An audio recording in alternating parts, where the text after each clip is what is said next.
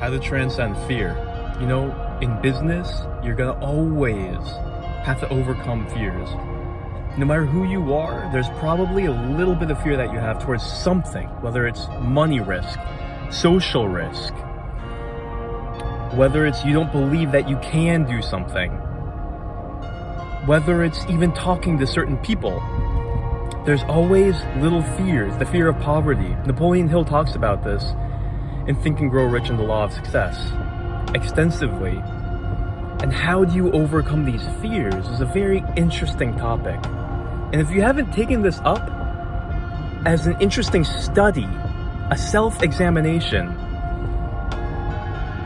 then you have untapped potential, because understanding what fear is and how to overcome it will unlock you in so many ways to level up and explore life, explore consciousness, explore different results, enhance your life with money, relationships,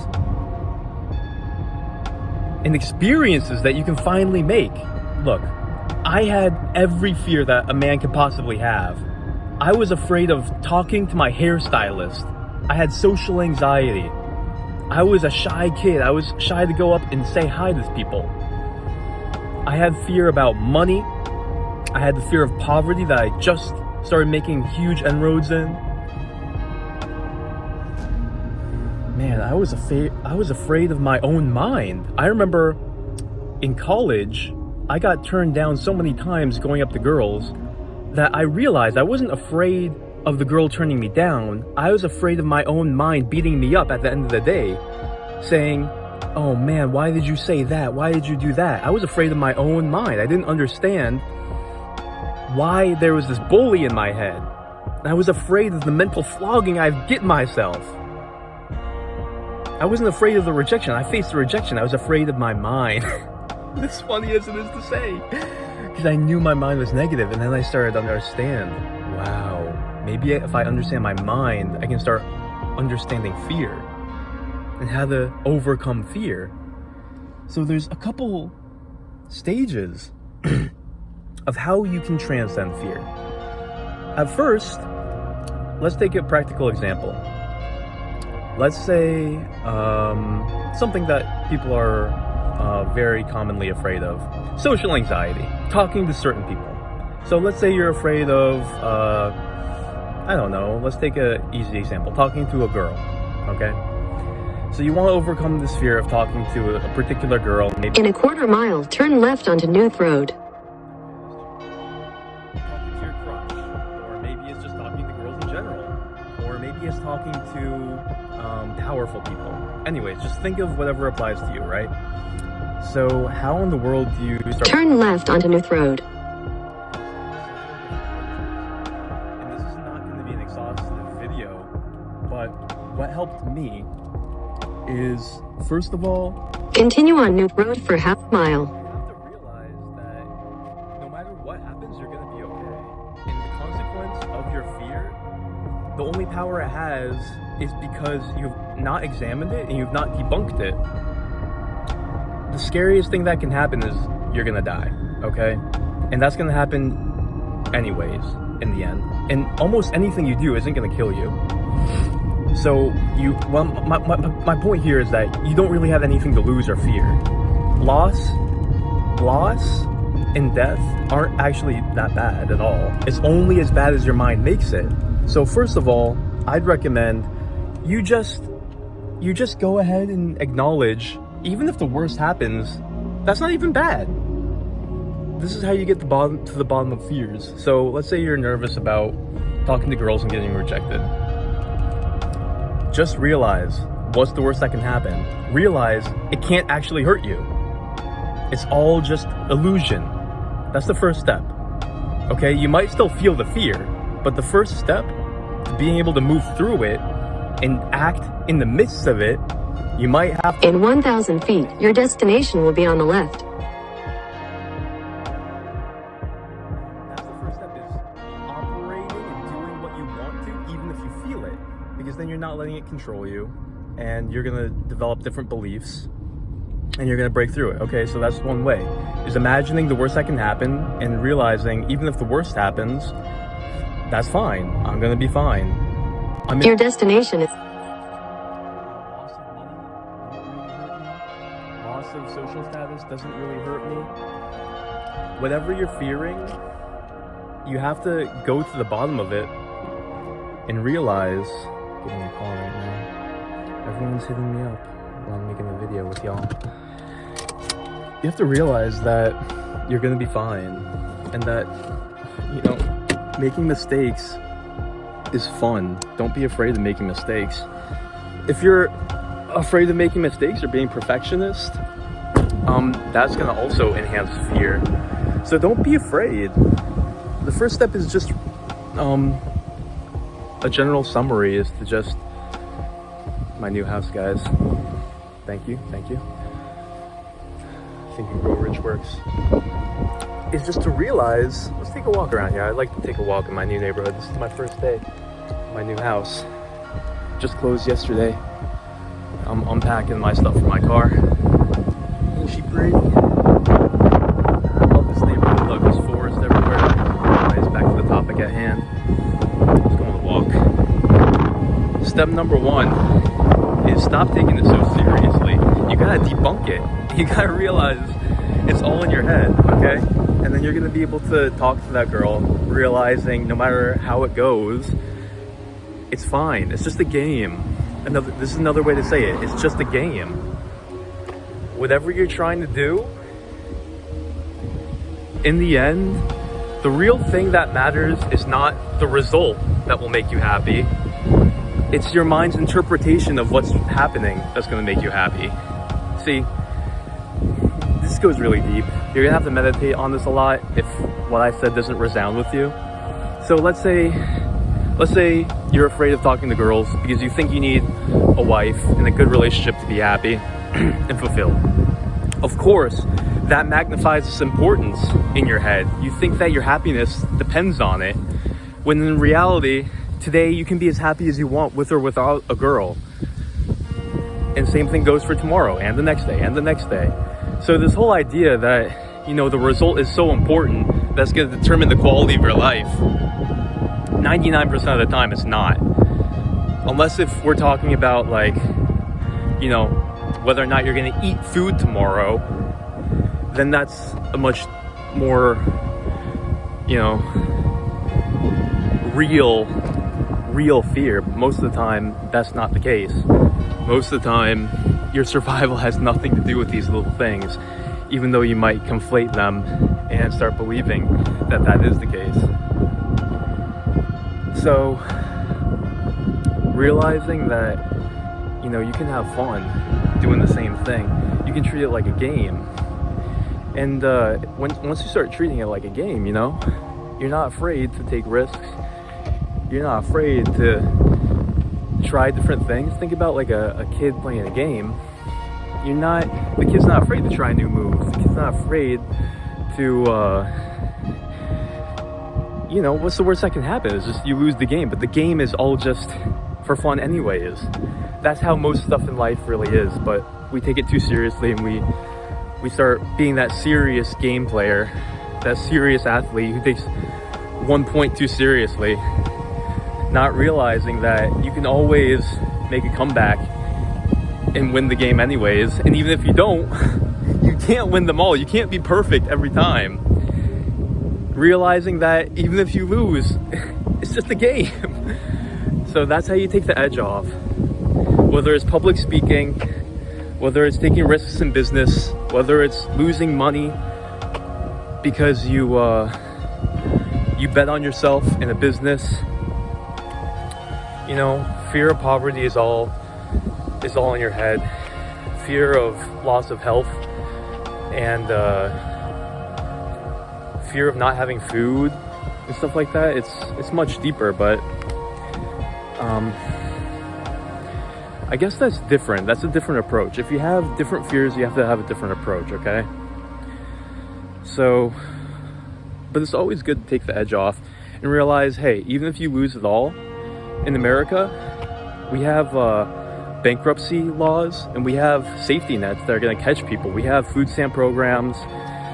You know, you're never just going to die because you run out of money in America. You know what I'm saying? So all of these fears, the worst that can happen is that, you know, you start over from zero. Like, so many people are just, I remember thinking this way so much. So, you know, I was like this for such a long time. I'll walk this way so that we're away from that noise. So, another way, okay, so that's step number one, is take the edge off using all those techniques. Remember, it's just a game 99% of the time. Number two is, you know, sometimes you feel fear because you don't have the right knowledge or understanding of the situation. And so, let's take, for example, like fear of poverty. The more you understand how to make money, the more reassurance you're going to have that you're never going to be without it. So learning and understanding the mechanics of the situation will take away the fear, just because you know how things work and you understand the mechanics of how to avoid losing. It's just like saying if you become Kobe Bryant, you're going to have less fear playing one-on-one against almost anybody. That's what knowledge does to you. It makes you Kobe. The better you get at whatever skill you're afraid in that arena, however much proficiency you get there, it takes away fear. So that's another way to overcome fear, is just get more proficient, study, become a student. You know, who's afraid to go read a book, read 10 books on the topic? I guarantee you, gaining knowledge and understanding and then putting into action, that'll give you the proficiency that will take away your doubts, worries, and fears. Just because you know that you have more confidence because you earned it. You know how to win. So that's another way to confront fear. You know, that just makes you better at winning the game. You know what I mean?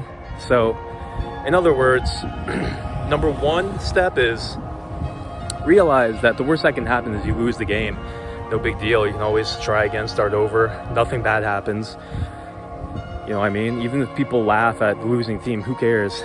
Number two is study, get knowledge, get understanding, get better at playing the game. So those are two very pragmatic, somewhat philosophical, but very pragmatic steps to facing fear so that you could unlock your potential and go out and try new things. And, you know, this is the secret to growth too. The more you're able to do this and try things, the faster you're going to grow and learn. And the richer your life is going to be. In other words, you're taking control of your mind and you're forming your reality rather than just like hiding from it. And you're going to have much more experiences because you're putting yourself out there. And so, let's see, how else can we approach this? How can I make this more practical too?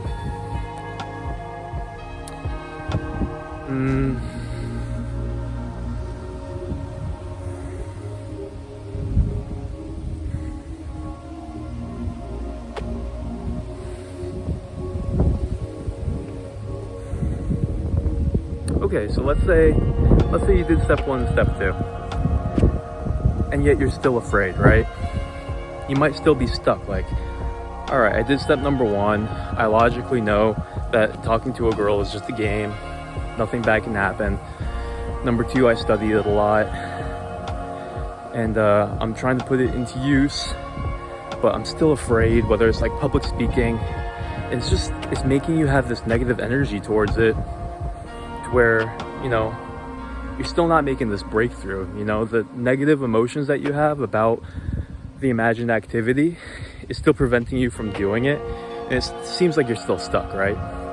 This can be a thing, to where now you have to use a different tool rather than just logic and intellect.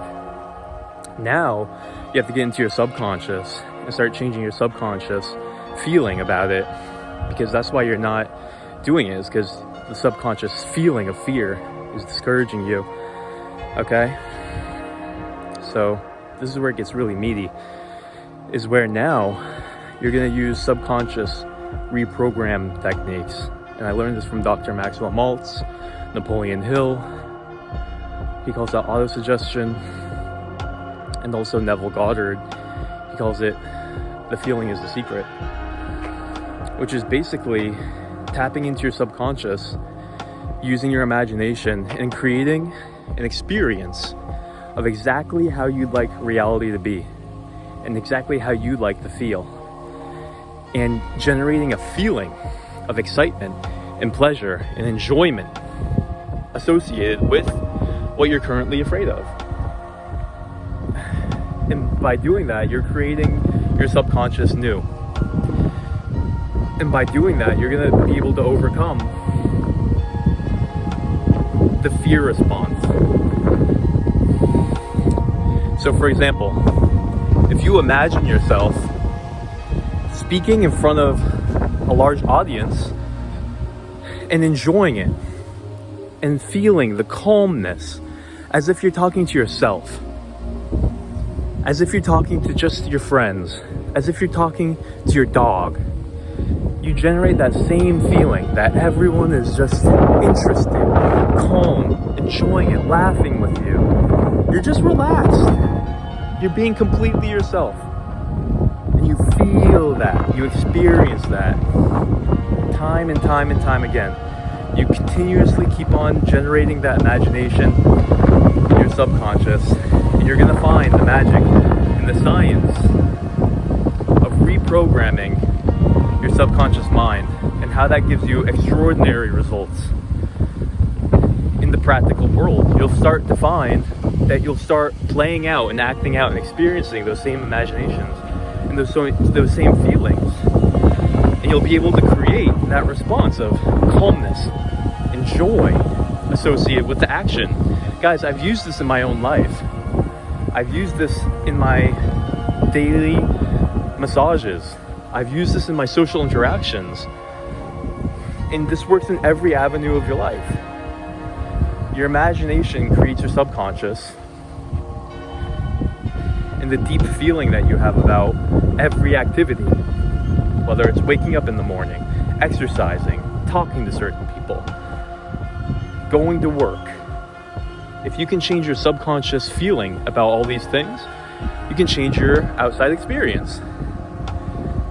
And this is true. I've changed so many cognitions and subconscious feelings of ungratefulness, suffering, misery, angst, low-grade anxiety into a new feeling of enjoying everything, enjoying my drive to work, enjoying brushing my teeth, enjoying shaving, enjoying small talk, enjoying deep talk, enjoying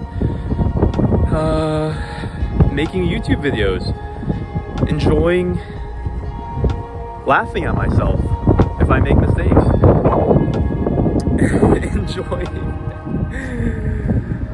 enjoying reading, enjoying dancing, enjoying talking to girls, enjoying cooking dinner, enjoying washing dishes. You have to realize that, you know, life is much more interesting than we give it credit a lot of the time. And we can enjoy everything if we have the right approach to it and admit the truth that it's very interesting. If only we could recognize that. So that's the ultimate tool, is your imagination and changing your feeling and doing that on a consistent basis. Never letting your imagination go in the opposite direction. You know, do this before you go to sleep. Imagine exactly how you want to feel, and it will incubate during the night. And catch yourself every time if you find yourself imagining the wrong feeling the wrong imagination about your relationships, about people that you know, about activities. Everything that causes you dislike and pain that you don't like in your life, flip it around. Start imagining that you can enjoy it. And as you think, it will become. It's up to you. You can suffer anything you want, and you can enjoy anything you want. It's up to you. You don't have to do anything. So this is the key. This is the key. The first two are preliminary, simple steps. This is where the real victory happens, is in your imagination, to reprogram your subconscious, which creates your experience of everything. Again, if you really want to dig into this, read Napoleon Hill, Think and Grow Rich, Psycho-Cybernetics, Maxwell Maltz, and Feeling is the Secret, Neville Goddard. 3 books will absolutely change your life. And another good one is Swami Sivananda, Thought Power. You cannot read these books with interest and not be completely changed. They will absolutely transform you if you really study them. I'm not talking about just skim them over, and I'm not saying, oh, I've read Think and Grow Rich, I already know that. If it hasn't transformed your life radically, you have to read it again, you have to meditate on it deeper, you have to go deeper, you have to apply it. If you're not winning in life and seeing exactly what you want to see, then you're not thinking rich and you're not growing rich. The results are really the evidence if you really read it. If it's in your subconscious, is if you really read it. If it's in your subconscious generating fruit in your life, that's if you really read it. Until then, you just tricked yourself into thinking that you read it. No, your eyes have skimmed it, but it hasn't sunk deeply into you. It hasn't become part of you. It's not really how you see the world until it's bearing the fruit. So incubate these things, meditate on these things. Laugh at fear. Loosen the grip. Life is a game. Life is beautiful. And you get to explore and you get to do all these things. And no matter what happens, you're going to be okay. Just remember that. And what I mean by that is you're going to die one day and it's inevitable. So you might as well enjoy the process of whatever it comes. All right? Monk MT, I love you. I'm thinking of you. Thank you for loving me. Thank you for learning with me. Thanks for being here. Thanks for being you. Guys, life is amazing. Isn't it wonderful? Be blissful.